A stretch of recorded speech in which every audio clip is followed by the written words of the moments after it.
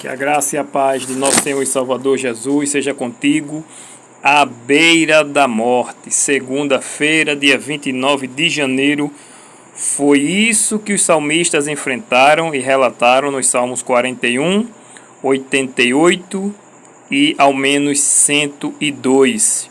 Isso nos mostra que os filhos de Deus não estão isentos de enfermidade e de sofrimentos neste mundo, né? Esses salmos revelam as terríveis aflições do salmista ou dos salmistas. E também nós vemos que muitos salmos, como vimos ontem, né, presumem que o Senhor permitiu as adversidades por causa da desobediência de Israel.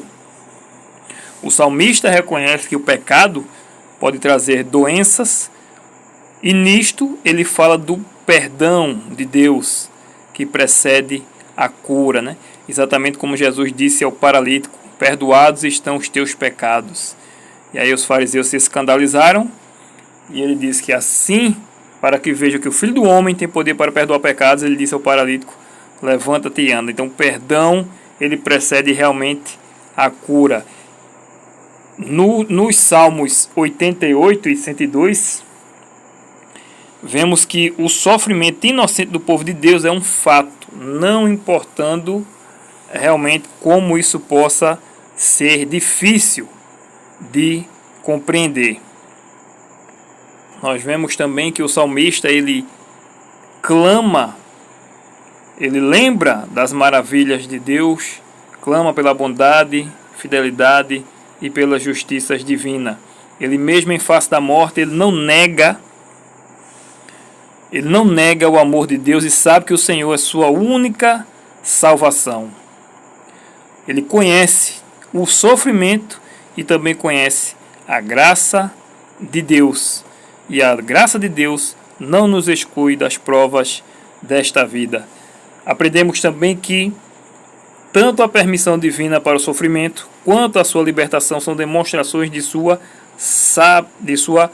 soberania.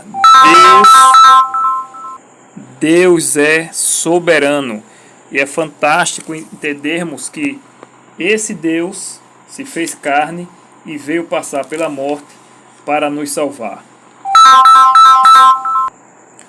Outro ponto interessante também é que os salmos, eles não estão, digamos assim,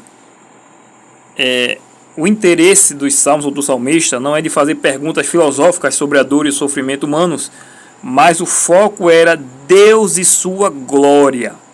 Os salmistas reconheciam que o Senhor permitia que eles experimentassem tristezas. Reconheciam também que somente Ele, só Deus, pode conceder saúde. Depois de terem sido curados de suas aflições, eles desejavam testemunhar das misericórdias curadoras de Deus. E quanto a nós, fica a pergunta: a nossa atitude de confiança em Deus quando somos afligidos por alguma doença. Qual é a nossa atitude? Costumamos questionar ao Senhor, porque eu? Ou, nesse momento difícil, o melhor que possamos fazer é confiar em Deus e aguardar que Ele nos traga a sua vindicação, para então podermos testemunharmos de sua glória. Assim como o salmista, que via que a enfermidade também era uma oportunidade para Deus reivindicar a sua glória também em cima do salmista, do enfermo.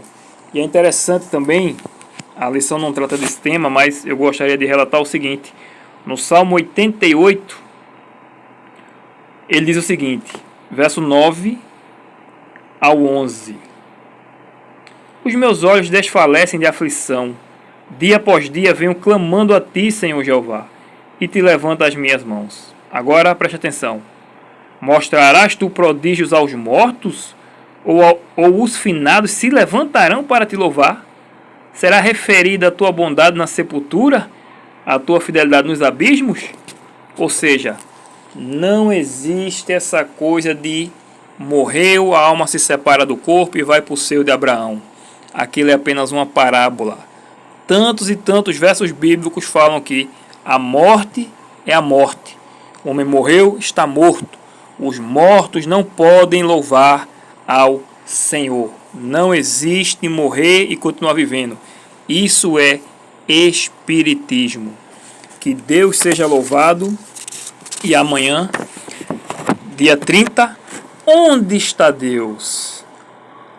Onde está Deus? Vamos meditar na aparente ausência de Deus em meio aos problemas, ao sofrimento humano.